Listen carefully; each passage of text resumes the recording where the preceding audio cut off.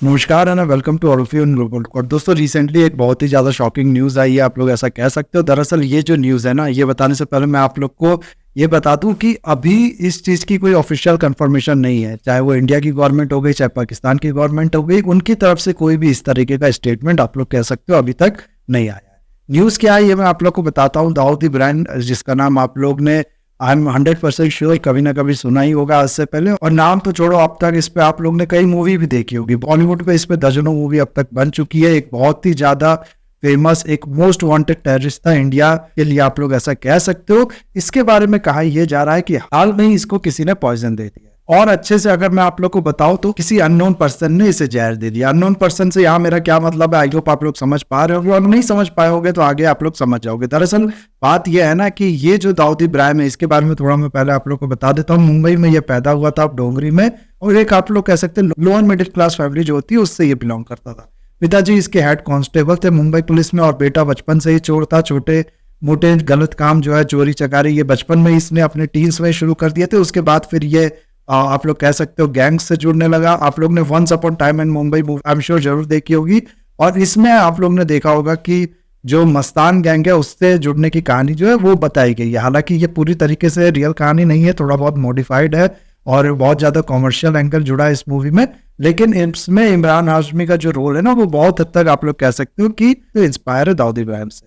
फिर इसने अपना गैंग बनाया, डी कंपनी, जिसका नाम रखा शुरुआत में ये और इसके भाई ये गैंग चलाते थे। बाद में इसके भाई को जब मार दिया गया तो अकेले ये इस गैंग का आप कह सकते हो ओनर बन गया। मर्डर हो गया, टारगेट किलिंग हो गया, एक्सटॉर्शन हो गया, ट्रैफिकिंग हो गया, इस तरह के हजारों गलत काम, हर वो काम जिसको कानून अलाउ नहीं करती थी वो काम ये करता था। और धीरे धीरे अंडरवर्ल्ड में एक बहुत बड़ा नाम बन गया ये। 1993 में आप लोग को पता होगा कि मुंबई में काफी ज्यादा 12 सीरियल ब्लास्ट हुए थे, जिसमें से इस समय जो बीएससी है ना, बॉम्बे स्टॉक एक्सचेंज, उसमें भी एक ब्लास्ट हुआ था। तो 12 जो सीरियल ब्लास्ट थे उसमें इसका नाम आया था। उसमें जो भी आप लोग कह सकते हो ये जो बॉम्ब वगैरह बनाया गया, इसके लिए जो भी सामान लगे उसमें नाम आया था दाऊद इब्राहिम का, कि इसने ये अवेलेबल कराया जो भी टेररिस्ट इसमें इन्वॉल्व थे उनको।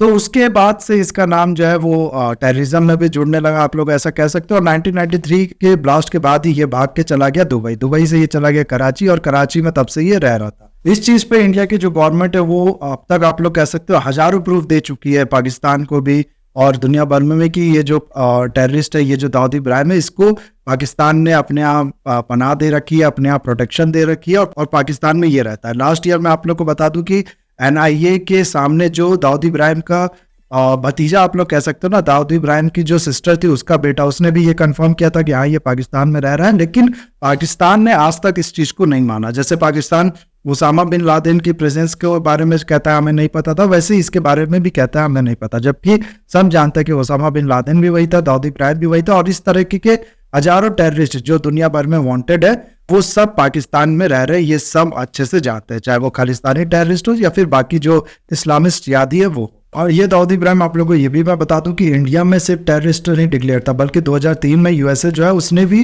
टेररिस्ट इसको डिक्लेयर किया हुआ था, और ये सब जानते हुए पाकिस्तान ने इसको पनाह दी थी। इसके अलावा मैं अगर आप लोग को बताऊं ना, तो सिर्फ इसको अपने पास रखा नहीं था पाकिस्तान ने इतना बड़ा आप लोग कह सकते हो दोगलापन जो है वो दिखाया था कि 2020 में जब पाकिस्तान पे एफएटीएफ का जो आप लोग कह सकते हो खतरा मंडरा रहा था एफएटीएफ की ब्लैकलिस्ट में जाने का, तब पाकिस्तान ने क्या किया कि एक लिस्ट निकाली अराउंड 80 से ज्यादा टेररिस्ट ग्रुप और टेररिस्ट इंडिविजुअल के अगेंस्ट में।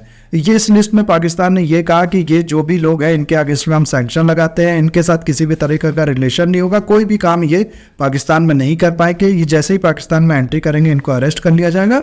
इस तरीके की चीजें जो है सैंक्शन का मतलब हो गई, आप लोग समझ पा रहे होंगे। और दाऊद इब्राहिम का भी नाम उस लिस्ट में था, आप लोग ऐसा कह सकते हो। तो आप लोग खुद ही सोचो, जो ऑलरेडी पाकिस्तान में है, जिसको पाकिस्तान कहता है कि नहीं हमारे पास नहीं है, लेकिन पूरी दुनिया जानती है कि ये इस समय पाकिस्तान में है, उसके अगेंस्ट में पाकिस्तान कह रहा है कि हम लोग सैंक्शन लगाएंगे, कल को ये कभी आएगा पाकिस्तान में तो इसको हम लोग अरेस्ट कर लेंगे, इसका कोई भी अकाउंट जो होगा, इसके जितने भी एसेट होंगे सब सीज कर लेंगे, ऑलरेडी जबकि ये वहां पर ऑपरेट कर रहा है। तो इस तरह के क्या कुछ आप लोग कह सकते हो जो मिली भगत थी ये इस अंडरवर्ल्ड के बीच में और पाकिस्तान के बीच में वो चल रहा था। और अब जैसे कि मैंने आप लोग को बताया, न्यूज आई है कि इसको जहर दे दिया गया, और कहा यह जा रहा है ना, जो भी थोड़ा बहुत नॉलेज है इस समय पब्लिक में, कि इसके किसी खास नहीं, जो खास इसका वर्कर है ना जो घर में ही काम करता था उसके द्वारा ये काम किया गया।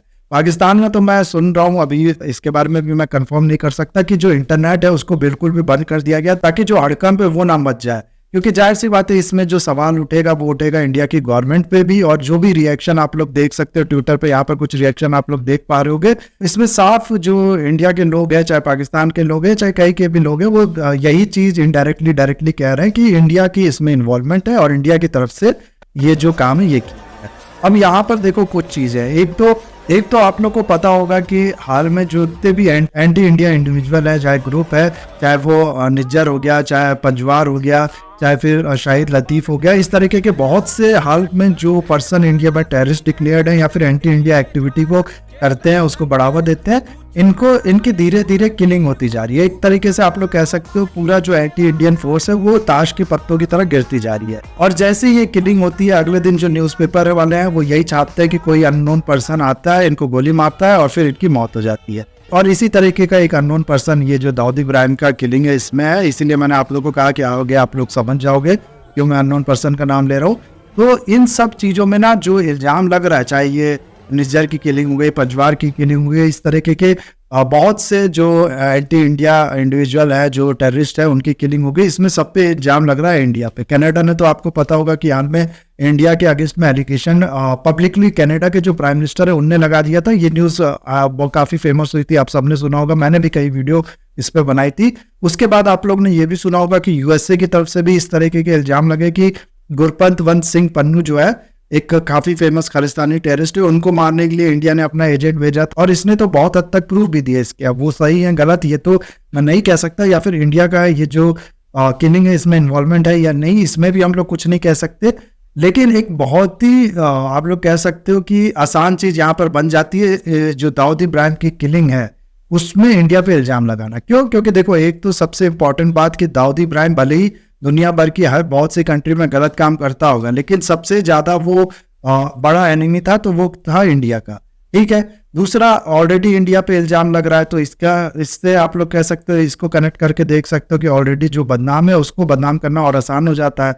तो इसीलिए इस चीज पे दाऊद इब्राहिम की जो किलिंग हुई है इस पे भी आप लोग कह सकते हो इंडिया का इल्जाम लग रहा है। अब यहाँ पर कुछ चीजें हैं जो हम लोग को समझना जरूरी है। देखो, एक तो मैंने आप लोग को बताया कि कनाडा हो गया, यूएसए हो गया, इस तरीके के कंट्री जो है वो ऑलरेडी इंडिया पे इल्जाम लगा रही है, वो ऑलरेडी कह रही है कि इंडिया जो है वो किलिंग कर रहा है, आप लोग कह सकते हो टारगेट किलिंग कर रहा है। ऐसे टाइम पे कोई भी कंट्री होगी ना, तो वो क्या चाहेगी, वो अगर इन्वॉल्वमेंट होगी भी उसकी, इस तरीके का कोई काम वो कर भी रही होगी, मैं ये नहीं कह रहा कर रही है इंडिया या नहीं कर रही है, यहाँ पर मैं ये बात नहीं कर रहा हूँ, लेकिन अगर बाई चांस इंडिया ऐसा कर भी रही होगी ना, तो वो क्या करेगी कि थोड़ी देर के लिए शांत हो जाएगी, ठीक है ना, थोड़ी देर के लिए कम से कम इस तरीके की किसी एक्ट में इन्वॉल्व नहीं होगी। दूसरा, आप लोग को मैंने ये बताया कि जो पाकिस्तान है उसने 2020 में सैंक्शन लगाया था दाऊद इब्राहिम पे, इसके एसेट्स वगैरह जब्त कर लेंगे हम लोग, ये सब कहा था। और उसके बाद अगर आप लोग देखो ना, तो पाकिस्तान के लिए भी दाऊद इब्राहिम थोड़ा बहुत इस समय पे धीरे धीरे प्रॉब्लम बनता जा रहा है, क्योंकि पाकिस्तान की भी इमेज ऐसी बनी चुकी है कि सारे टेररिस्ट आके वहीं पर बसते हैं। और दूसरा, आप लोग देखो ना, तो पाकिस्तान का हमेशा से एम्बिशन रहता है इंडिया को बदनाम करने के लिए, एंटी इंडिया जो प्रोपेगेंडा है वो चलाने के लिए। तो पाकिस्तान भी इस चीज को समझता है कि अगर दाऊद इब्राहिम को इस समय कुछ होता है तो इसका इल्जाम लगेगा सीधा इंडिया पे, क्योंकि एक तो इंडिया का सबसे बड़ा एनिमी है, दूसरा इंडिया पे ऑलरेडी इल्जाम लग रहा है, तो सीधे जो निशाना है वो जाएगा इंडिया पे। और पुराने वाले जो इल्जाम है ना, जो यूएसए या फिर कनाडा द्वारा लगाए गए, ये और भी ज्यादा मजबूत हो जाएंगे, भले किसी में सच्चाई हो या ना हो। तो कहना मैं ये चाह रहा हूँ कि हो सकता है इसी सब चीजों को देखते हुए पाकिस्तान है हो गई या फिर पाकिस्तान की जो आईएसआई हो गई, उसके द्वारा ये किया गया हो ताकि इंडिया का नाम जो है वो खराब हो। अब यहाँ पर क्या सच है क्या नहीं, हम लोग कुछ भी इसके बारे में नहीं कह सकते। जो न्यूज़ थी वो मैंने आप लोग को बता दिया। अब यहाँ पर मैं एंड में आपसे ये पूछना चाहूंगा कि आपको क्या लगता है कि पहली बात तो ये जो न्यूज़ है ये सही है या गलत। दूसरा मेरा सवाल ये है कि अगर ये जो न्यूज़ है ये सही है तो इसमें किसका हाथ है, इंडिया की एजेंसीज का हाथ है, इंडिया के जो आप लोग कह सकते हैं एसेट्स है उनका हाथ है, या फिर पाकिस्तान के द्वारा ये किया गया इंडिया को बदनाम करने के लिए। जो भी आपके जवाब है मेरे को दीजिएगा कमेंट में। आई होप वीडियो आपको अच्छा लगा होगा। इसे लाइक कमेंट शेयर सब्सक्राइब जरूर कीजिएगा। That's all, have a nice day, take